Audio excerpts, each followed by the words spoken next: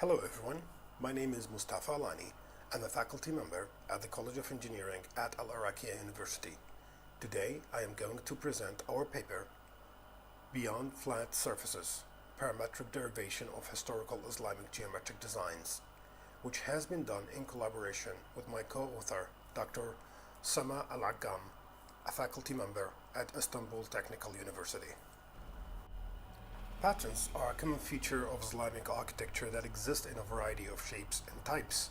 In general, Islamic patterns have been classified into two main categories: Arabic calligraphy, in which various types of calligraphy used for architectural decoration, and the Arabesque, which also can be further subdivided into two subcategories: floral and geometric patterns.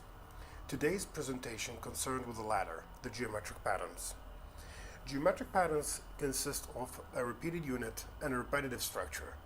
The repeated unit is the minimal possible region that contains the basic geometrical composition, where the repetitive structure is a product of systematically replicating the repeated unit to fill the space completely while leaving no gaps.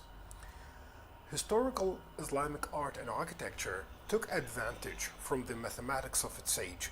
The enormous diversity of complex form that exist in Islamic art and architecture are products of mathematical and geometrical advancements as discussed in the available historical documents. One such document is رسالة فيما يحتاجه الصناع من أعمال الهندسة on the geometric construction necessary for artisans by Abu Wafa al-Buzjani, which shows that mathematicians collaborated with artisans to explore new relationships and perfect designs. The vast majority of IGB found on flat surfaces. However, some geometric designs were found on non-flat surfaces, such as the geometries found on some Mamluks domes in Egypt. Those compositions show the different levels of proficiency with some unique geometrical constructions. The recently completed Cambridge Mosque shows another example of the creative use of geometry in Islamic architecture. The ceiling design of the mosque is based on Islamic geometric patterns, yet the constructional component of the free-form wood ceiling morphed in certain places, forming the columns. Another interesting example that shows the creative employment of Islamic geometric patterns is the Louvre Abu Dhabi, which also features geometric patterns that are placed on the top of the dome. Although these two projects employed Islamic geometric designs on non-flat surfaces, still these two projects show two different approaches to deriving three-dimensional forms. Both approaches can be traced back to historical precedents. As mentioned earlier, historically Islamic geometric designs exist beyond flat surfaces.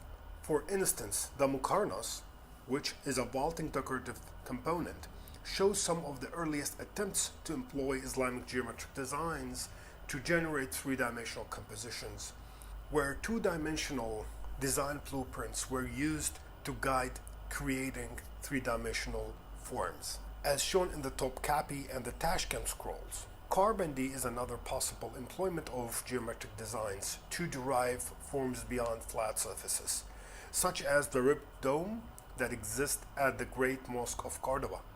Unlike Muqarnas, the geometry is curved as it's being projected into a round surface.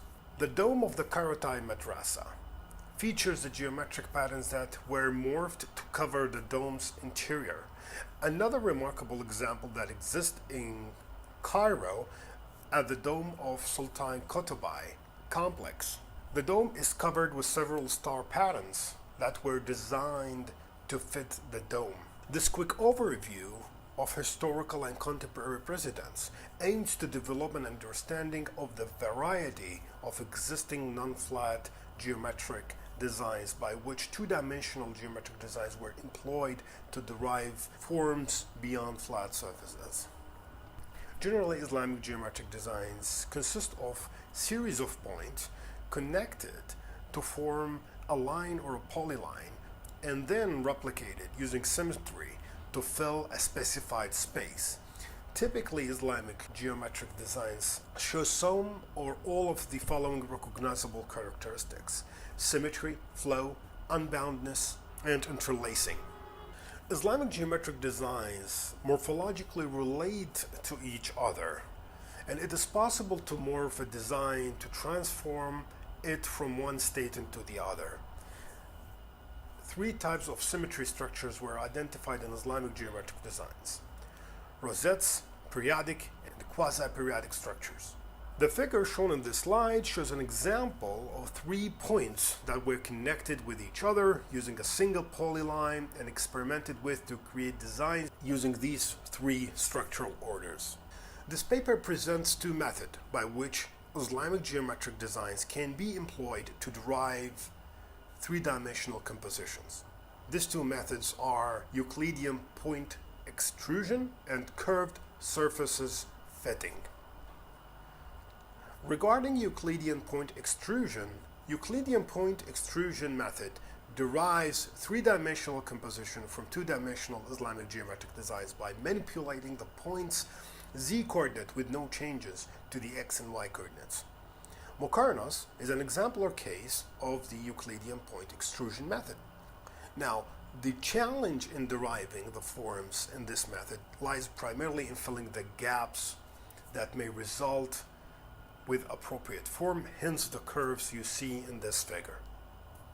The curved surfaces fitting method aims to fit a 2-dimensional Islamic geometric design into various non-flat surfaces. It can be further categorized into 2 subcategories: curve directional projection and curve mapping.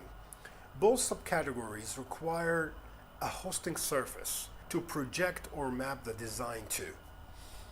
Similar to the Euclidean point extrusion method, the curve projection method also extrudes points in the z-coordinate with no changes to the x and y coordinates.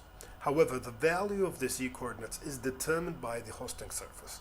Additionally, the curves that connect design points are generated by solving the intersection of the extruded design with the hosting surface. Thus, the curves inherit the hosting surface curvature while conducting no changes to the x and y coordinates. Depending on the design problem, the curve projection method could be limiting. Consider the hemisphere shown in this slide, which shows an Islamic geometric design projected into a dome-like hosting surface. This figure clearly shows that the design is strongly distorted at the bottom boundary of the hosting surface. This limitation is addressed by the curve mapping method. The curve mapping method would conduct significant changes to the x, y, and z coordinates of the design points and changes to the respective curves. That is, the points will be relocated into a position that is relative to the original position in the 2-dimensional design. In all of the explored scenarios, the 2-dimensional Islamic geometric designs played a foundational role in creating the designs beyond flat surfaces. Therefore, designer's sensibility is crucial as it will affect outcome significantly.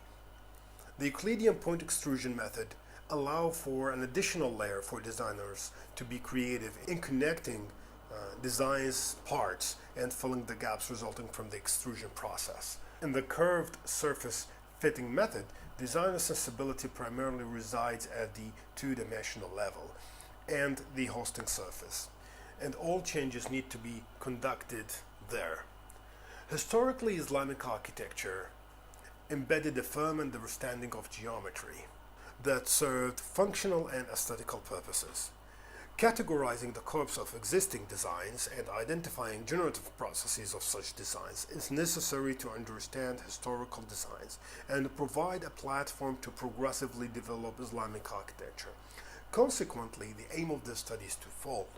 First, the paper aims to investigate Islamic geometric designs on and non-flat surfaces and categorize the different possible ways by which Islamic geometric designs can exist on non-flat surfaces. And secondly, the paper seeks to unveil computational processes by which such structures can be generated. visiting in the process uncharted territories to expand the search for novel forms. This concludes our presentation. Thank you very much for listening.